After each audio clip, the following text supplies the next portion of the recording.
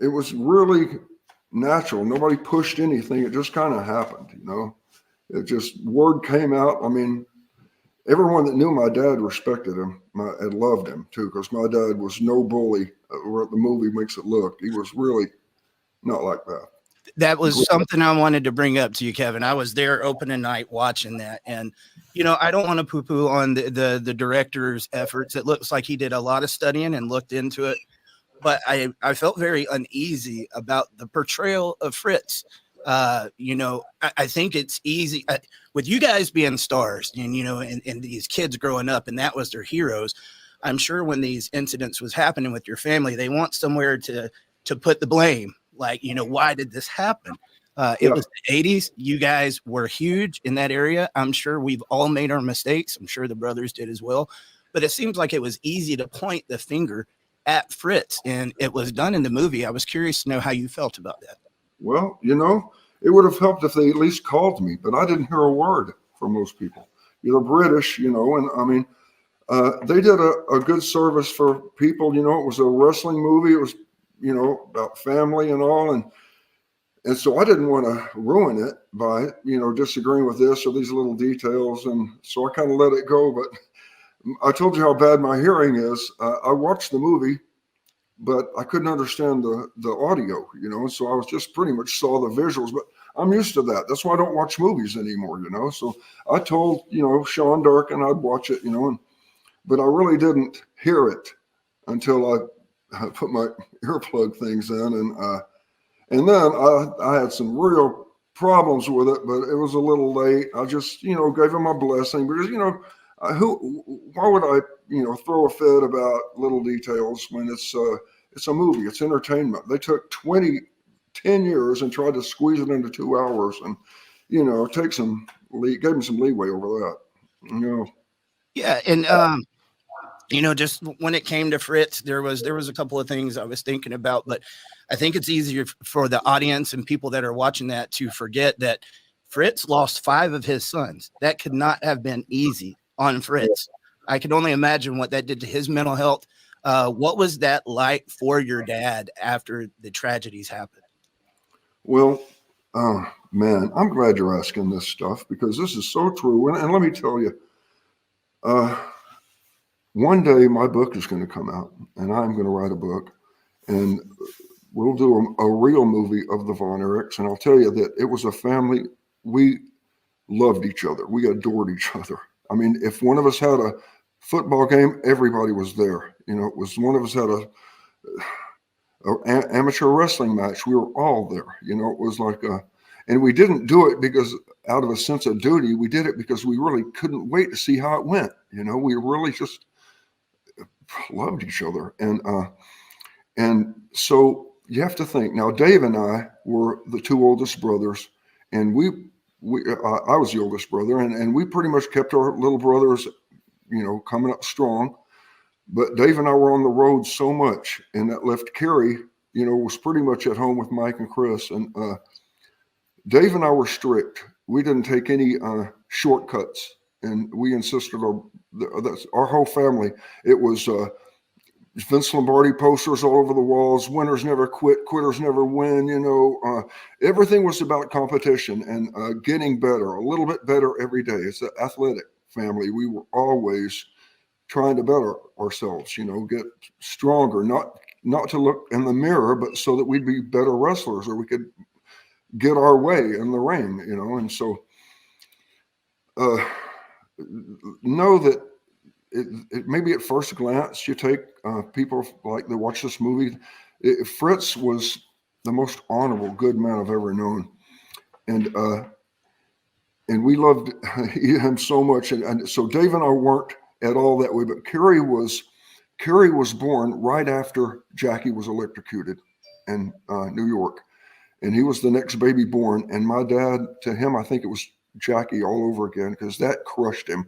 When that little 6-year-old boy died, my father was it pulverized him. He was really just done. My mother, it killed both of them. My mother had just lost her little brother months before that to a brain tumor. And she got married, you know, and my so they'd moved on, but you know, it broke her heart. She loved that boy, baby brother. And then Jackie dies in 1959. It was so hard on both of them. And my father says that he was coming across the Peace Bridge up there in New York, and a car really came close to him, almost hit him or something. And he pulled over and talked to God. He said, God, if you'll just get my family back to Texas, then I'll follow you the rest of my days. And so my dad left New York right after Jackie was killed and went down. He loved to hunt and fish, so he went down to Corpus Christi, the University of Corpus Christi down there, and where he'd been in college. He, you know, a lot of information here, but he lost his scholarship at SMU because a married player couldn't compete in the AAU back then. So he went to the University of Corpus Christi and finished up his eligibility. He was a really good discus thrower. And so he and my mom were going to live down there, Corpus Christi, but on the way down, he stopped at the Sportatorium and had a wrestling match with Ed McLemore, the old Sportatorium. And thank goodness he did, because it started the ball rolling. We bought a place up in Dallas and eventually took over the promotion too, and bought Ed out. And my dad had Dallas, Fort Worth, San Antonio, Austin, Corpus Christi, and I would say San Antonio and Austin, but we had some competition down there, and Houston. But eventually, we completely saturated all the area and all around us. It's a really popular show. But I was wanting to go back to my dad, and it really, you know, how bad it destroyed him. But I want to tell you before that, you were talking about my brothers, and I want you to know that Dave and I were the way we were, but Carrie was a little more easy on Mike and Chris. And when Dave and I would get home from college and find out certain things, we knew it was wrong. And Carrie was a freewheeling, happy, fun-loving guy, but a terrible example to Mike and Chris. And I believe that's how drugs got into all this, because my brothers, I mean, I say my brothers, not Dave, Carrie, Mike, and Chris, if they were so ashamed of themselves being arrested. Carrie, take Carrie, for instance. He'd been arrested. He'd been forming those. Mike died before Carrie. And so Mike was the brother that died right after Dave.